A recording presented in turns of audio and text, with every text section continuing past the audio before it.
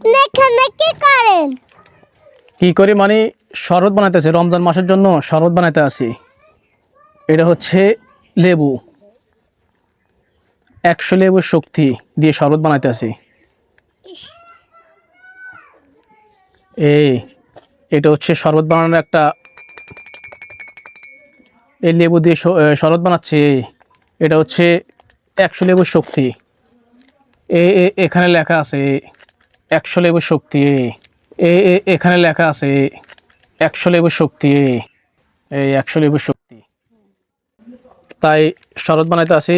লেবুর যেহেতু দাম বাড়ে গেছে, লেবুর দাম বাড়ে গেছে, তাই বিমবার দিয়ে এখন শরবত গুলতে আসি। এই বিমবারে আছে 100 লেবুর শক্তি। এটার দাম মাত্র কম আছে, তাই এত টাকা দিয়ে লেবু না কিনি, অল্প টাকা দিয়ে বিমবার কিনি, ওটা দিয়ে শরবত বানাই। রমজান মাসে চলতে হবে, তো তাই দেখা যাক আজকে 100 লেবুর শক্তি দিয়ে ইফতারি করলে কেমন হয়। দেখতে পাচ্ছেন 100 লেবুর শক্তি যাকে বলা হয়, সেটা দিয়ে আজকে ইফতারি করা হবে। অবশ্যই আপনারা ট্রাই করতে পারবেন, যেহেতু 100 লেবুর শক্তি।